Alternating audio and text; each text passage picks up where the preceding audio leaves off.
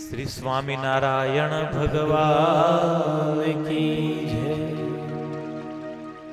શ્રી લક્ષ્મીનારાયણ દેવ की जय શ્રી રણછોડરાય राय की जय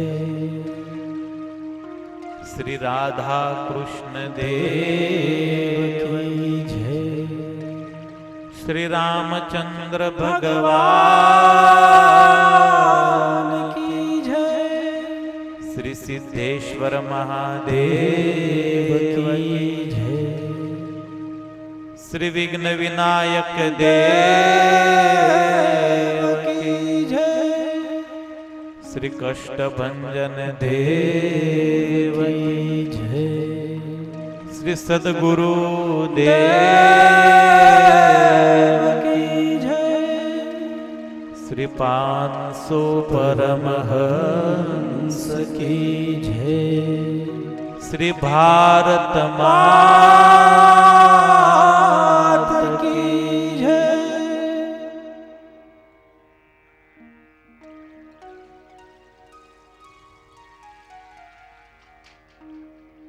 શ્રૂયતામ દેવ દેવેશ સ્વામિનારાયણ પ્રભો ત્વદીયેનાવધાનેન કથયિષ્યે શુભા કથા આઈએ હનુમંત બિરાજીએ કથા કહુમતી અનુસાર પ્રેમ સહિત ગાદી ધરો પધારીએ પવન કુમાર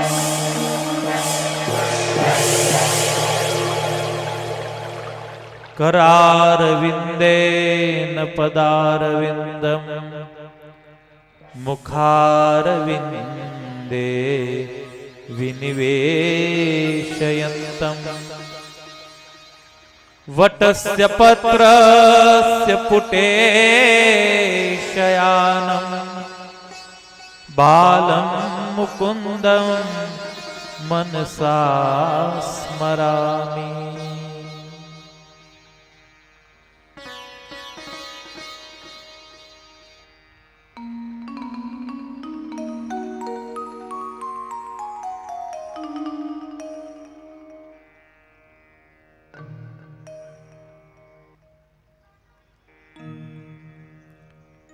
શ્રીમદ ભાગવત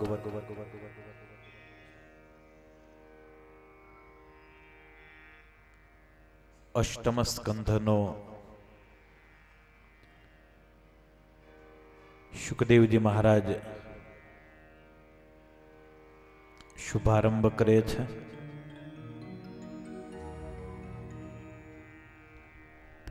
પરમાત્માના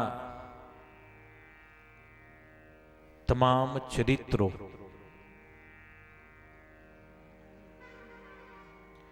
જીવના સુખને અર્થે હોય છે.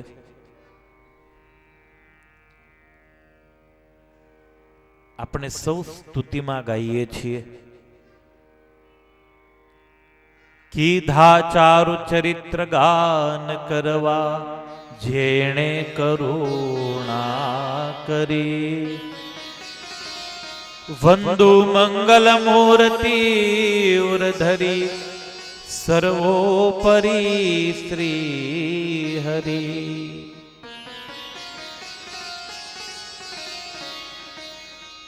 શા માટે પરમાત્મા ચરિત્રો કરે છે? તો ભક્તોને ધ્યાન કરવા માટે, ભક્તો ગાન કરી અને શાંતિની અનુભૂતિ કરે એના માટે જ પરમાત્માના ચરિત્રો છે. આ જગતમાં ભગવાનના ચરિત્ર સાંભળે એનાથી મોટો કોઈ જીવ નથી.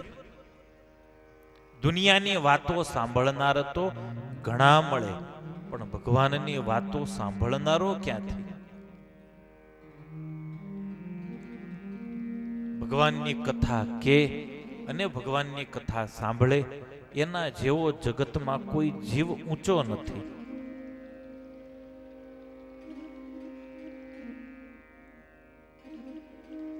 વહીવંચા વાળો જીવ હોય એને તમે ઉત્સવમાં લાવશો તો આમથી આમ ડાફોળિયા માર્યા સિવાય કઈ કામ નહીં કરે, પણ કથામાં નહીં બેસે.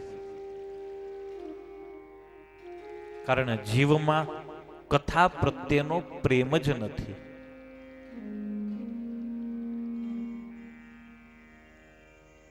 મહારાજે કથા ઉપર બહુ ભાર મૂક્યો છે. ભગવાનના બે ભક્ત ભેગા થઈ અને ભગવાનની વાર્તા કરે, ભગવાનના ગુણ ગાય, એને કથા કહેવામાં આવે.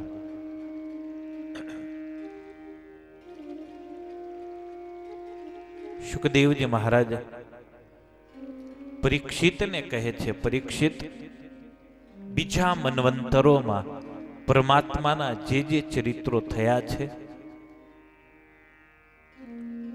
એ ચરિત્રોની કથા તમને કહું છું. અષ્ટમ સ્કંધમાં મુખ્યત્વે 4 કથાઓ છે.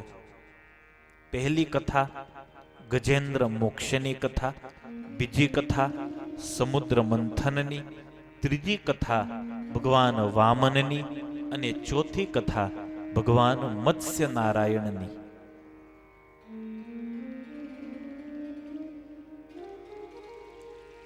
કેવા જુજવા રૂપ ધારણ કરી અને આ લોકમાં પ્રભુ આવતો હોય છે.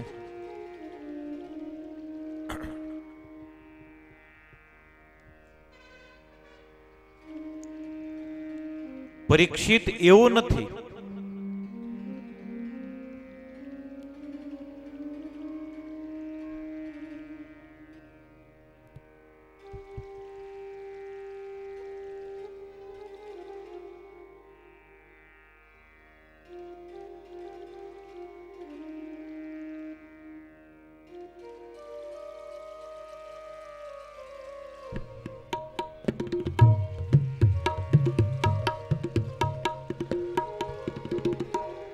હરિ ઓમ. પરમાત્માને ભજવાનો અધિકાર માત્ર માનવને જ છે એવો નથી, માનવને જ ભગવાનની પ્રાપ્તિ થાય એવું પણ નથી. પશુ યોનિમાં રહીને પણ જીવ ધારે તો ભગવાનને મેળવી શકે છે, ભગવાનને રાજી કરી શકે છે. એની દિવ્ય કથા છે ગજેન્દ્ર મોક્ષની કથા.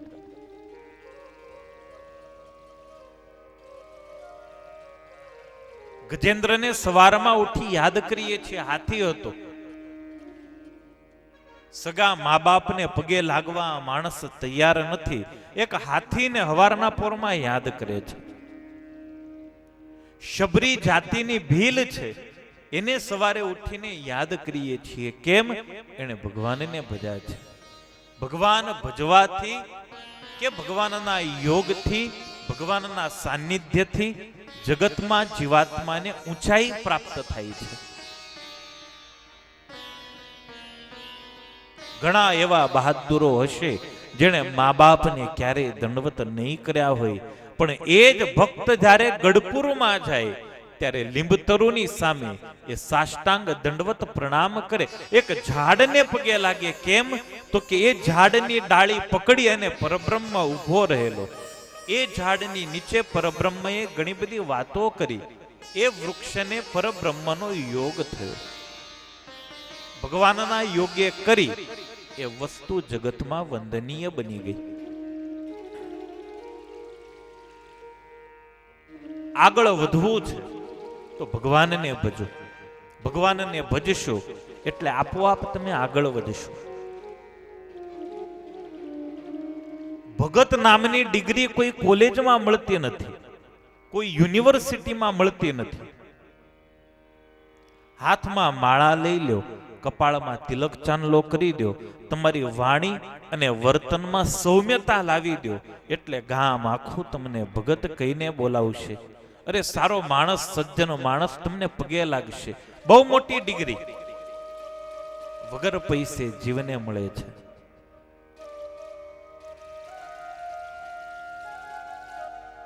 બેન હોય બહુ ભજન કરે તો કોક એમ કહેશે બહુ ભક્તાણી છે. પુરુષ હશે એ ભજન કરશે તો લોકો એમ કહેશે બહુ સારા ભગત છે. ભગવાનનું ભજન કરવાથી જગતમાં જીવને મોટાઈ મળે છે.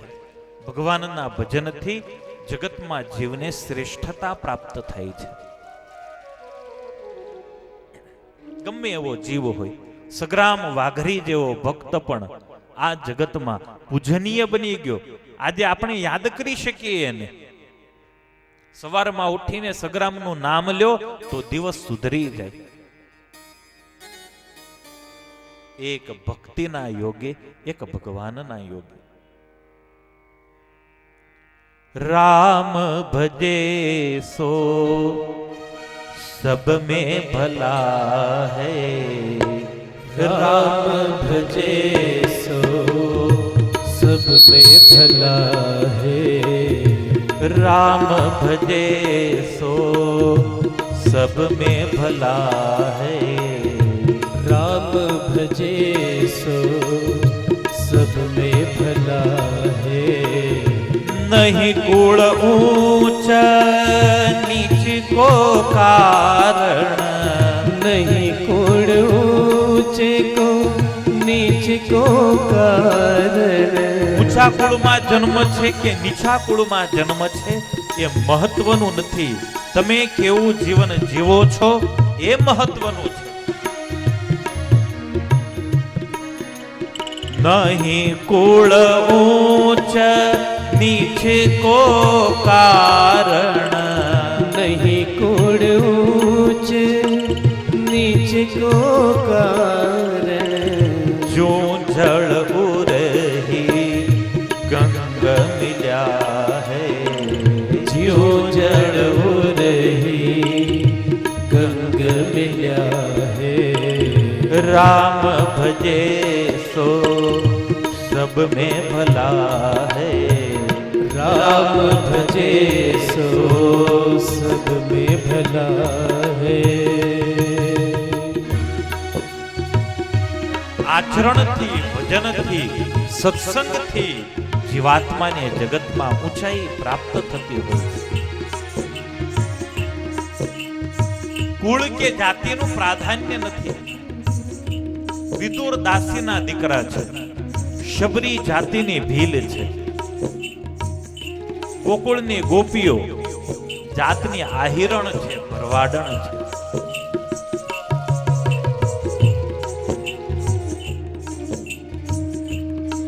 તમારું કર્મ કેવું છે એના ઉપર તમારી શ્રેષ્ઠતા સિદ્ધ થાય છે.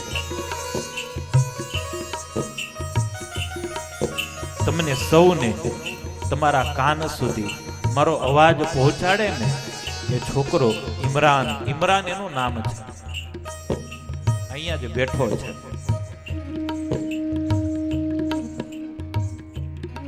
પોતે મુસ્લિમ છે. હું એના ઘરે લગભગ 2 થી 3 વખત ગયો છું. ઠાકોરજી લઈ પધરામણીએ ગયો છું.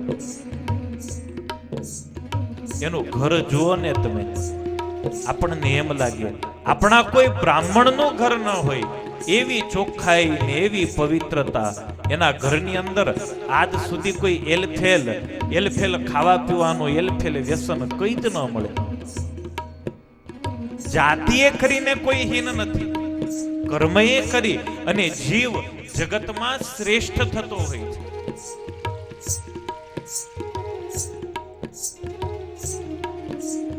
લગભગ નહીં તોય અમે લોકોએ એક સાથે 150 થી 250 જેવી કથાઓ કરી છે.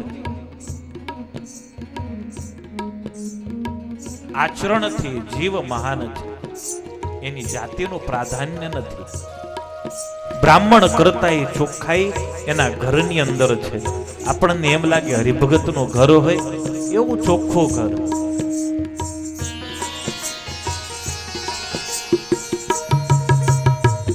ગટરનું પાણી જ્યારે ગંગામાં ભળે છે ત્યારે વંદનીય બને છે. जो जड़ उरही गंग मिल्या है, जो जड़ उरही गंग मिल्या है। राम भजे सो सब में भला है, राम भजे सो सब में भला है।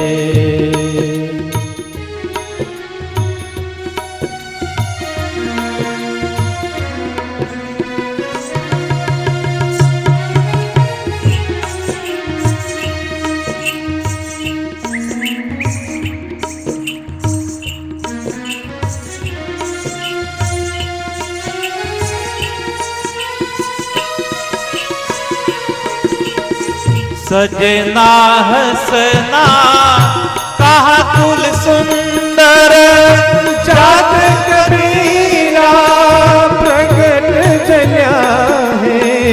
सजना हसना कहा कुल सुंदर, जात कबीरा प्रगट जल्या है। गोद कहायो तम गणिका को, गोद कहायो तम गणिका को। परम सुहागन भई पिघला है, परम सुहागन भई पिघला है। राम भजे सो सब में भला है, राम भजे सो। पिंगला नामनी वेश्या सुहागन बनी गई। एक सत्संगना योग्य, एक भक्तिना योग्य, એક ગણિકાના ઘરે એનો જન્મ હતો. દેહ વેચનારીના ઘરે જન્મેલી એ પિંગલા હતી. વંદનીય બની ગઈ, ભગવાનની પરમ ભાગવત ભક્ત બની ગઈ.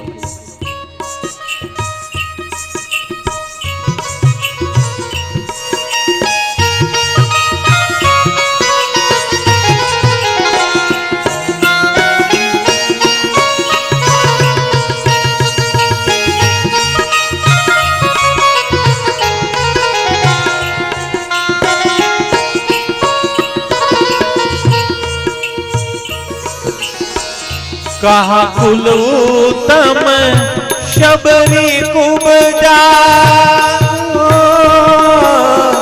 कहा कुड़ियोतम सबरी कुबजा। गंगम धन की प्रगटवला है, कहा कुड़ियोतम सबरी कुबजा। गज की धन की प्रगटवला है। जाको नहीं अधिकार श्रुति को, जाको नहीं अधिकार श्रुति को।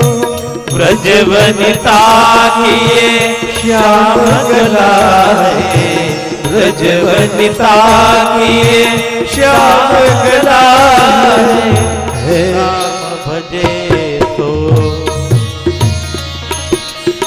राम भजे सो सब में भला है, राम भजे सो सब में भला है। नहीं गुण ऊंच नीच को कारण, नहीं कुल ऊंच नीच को कारण। जो जड़ उरही गंग मिला, जो जड़ उरही गंग मिला। राम भजे सो सब में भला है। ભગવાનને ભજે એ જ જગતમાં મોટો છે. શબરી, કુબજા, ગજેન્દ્ર નામનો હાથી, જટાયુ નામનો ગીધ.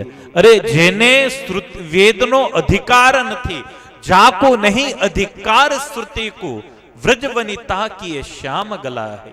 कल आएगी वो प्रेम की कथा गोपियों की. જેને શ્રુતિનો અધિકાર નથી એવી ગોપીઓ પણ વેદની ઋચાઓ બની ગઈ, એક ભક્તિના યોગે કરી. સુખદેવજી મહારાજ પરીક્ષિતને બતાવે છે, પરીક્ષિત, હું તને સરસ મજાનું ગજેન્દ્ર મોક્ષનું ચરિત્ર સંભળાવું છું. અષ્ટમ સ્કંદ એ બહુ રસાળ છે. દરેક કથાઓ અષ્ટમ સ્કંધમાં બહુ સુંદર રીતે શુક મુનિએ વર્ણવેલી છે.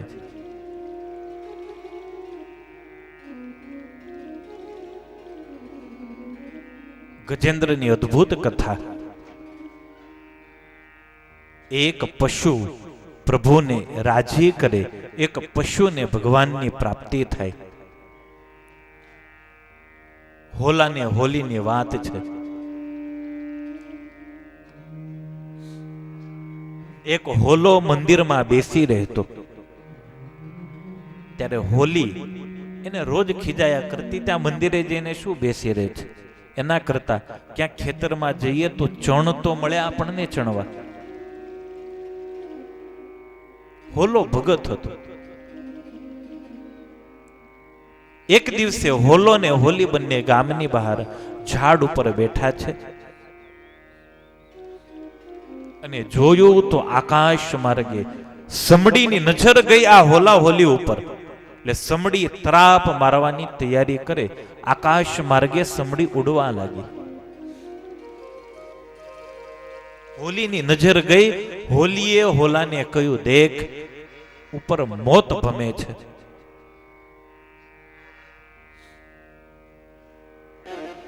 ઉડીશું ને તોય આ સમડી આપણને નહીં જીવવા દે, મારી નાખશે, મૃત્યુ નક્કી છે. ત્યાં જ નીચે નજર પડી, એક શિકારી બાણ લઈ હોલો અને હોલી બેયને મારવાની તૈયારી કરે છે. હોલી કે નીચે નજર કર, બેસી રહીશું તો શિકારી મારી નાખશે, ઉડી જઈશું સમડી મારશે.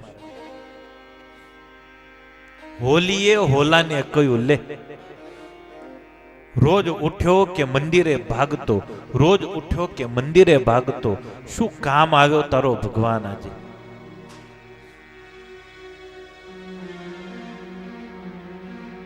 મેં તો જેટલું ખેતરમાં જઈને ખાધું એટલું તો મારા શરીરને મળ્યું, તું તો મંદિરે જઈને બેસતો. હોલાએ ભગવાનને પ્રાર્થના કરી, મહારાજ જીવવાની ઈચ્છા નથી, પણ આજે તો ન જ મરવો જોઈએ. હું આજે જો મરું ને તો કોઈ તારું ભજન નહીં કરે. લોકો એમ કહેશે, હોલો ભગવાનના દર્શને જતો એને શું મળ્યું? કોઈ પણ હિસાબે આજે તો તારે મને બચાવવો જ પડશે.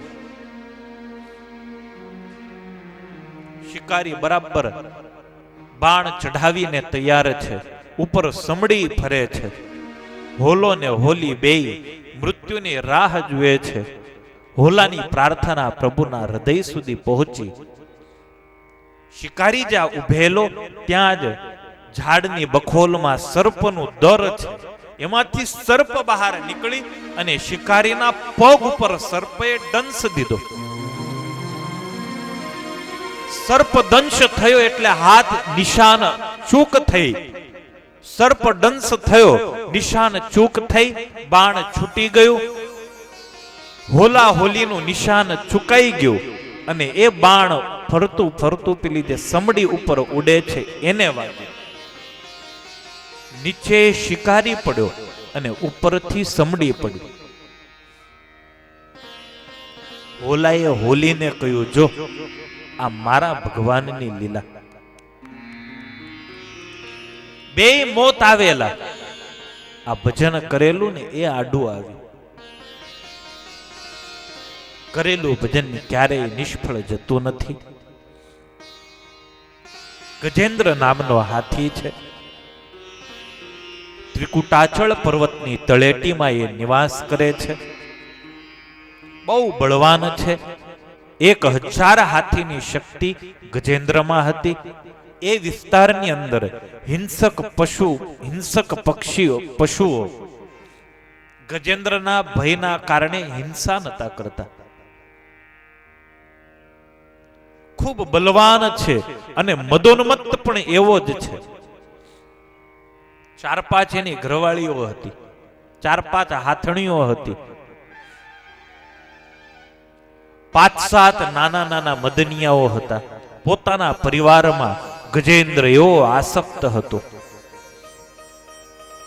એક તો બલવાન હતો, આવો સરસ મોટો પરિવાર, પછી હવે એને ભગવાન યાદ આવે.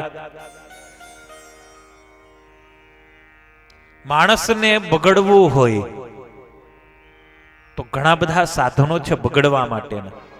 એક તો યુવાની હોય, નામના હોય, સંપત્તિ હોય, રૂપ હોય, એટલે બગડવાના 100% ચાન્સીસ છે.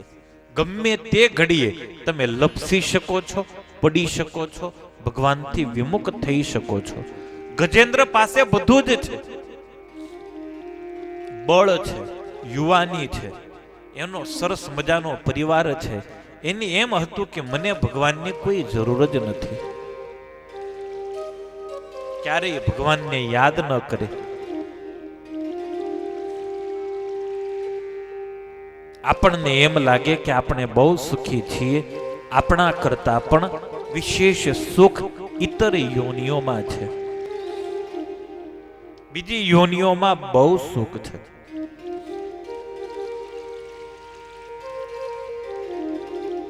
લૌકિક વાર્તા સંતો કરે છે કે એક ભૂંડને નારદજી